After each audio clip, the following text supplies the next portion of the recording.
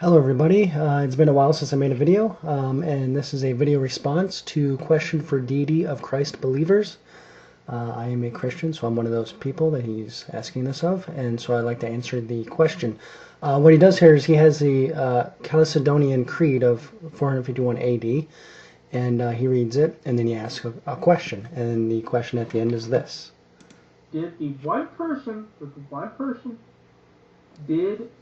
person of Jesus Christ die? Well, the quick answer is no. But before we get there, we're going to cover a couple of other things because this really touches on a much bigger subject. And that subject, at least in part, as far as I can tell, is being brought up in the comment section, and that is the difference between what is a person and a nature.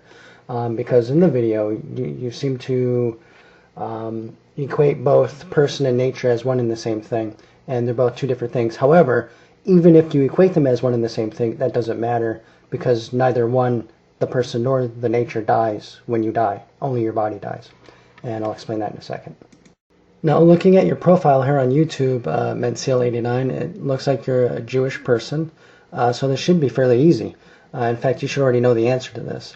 If you go to Jewish scripture, here's 4 examples here. You'll see that when a person dies, it's the body that dies, and then what you actually are, your spirit and soul, go elsewhere. Your body's left behind to become dust, and you go elsewhere, presumably heaven or hell, what Christians would call the first death. And so you see that in Scripture, and you also see in the Jewish Midrash that it's believed that the soul is conscious in the afterlife.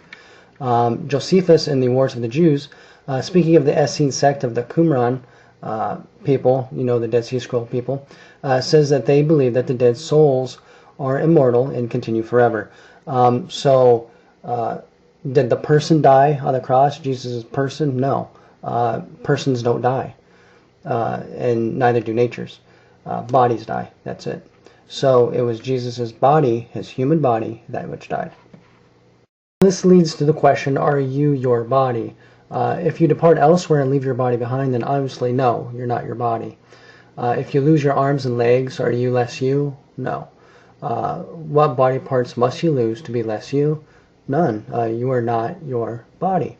So if you can leave elsewhere and leave your body behind to rot in the grave or whatever, then presumably your nature goes with you. You're still a human when you arrive in your other destination. So therefore your body is neither your person nor is it your nature. So what dies when you die is just your body. That's it. The difference between a person and a nature, and then I'll get into why it's important to make this distinction. A person is the who of a being, and the nature is the what of the being. So if you believe in at least the Old Testament scriptures, then there's at least one divine person, God, Jehovah or Yahweh, however you want to call them, angelic persons and human persons. So what is common across the board is that there are persons, but they have different natures. So if there could be multiple persons with different natures, then it seems kind of obvious that persons and natures are two different things. Because you could be a person with an angelic nature or a person with a human nature. What remains is that you are a person. You're still you, but you can have a different nature. And then, of course, if you're an animal lover, then you might take animals as persons. I don't, but you might think of them as persons. And certainly there are people who do. To see that in effect, just watch any Disney movie. That's what a Disney movie is, animal persons. So if you take that to be true, then there's a whole smorgasbord of persons with different natures. So it just seems obvious that there's a difference between what is a person and a nature. To why the distinction between a person and a nature is important, it is also important, and equally important actually, to look at another distinction, and that is a distinction in nature itself, and that is what is essential to a nature and what is common to a nature.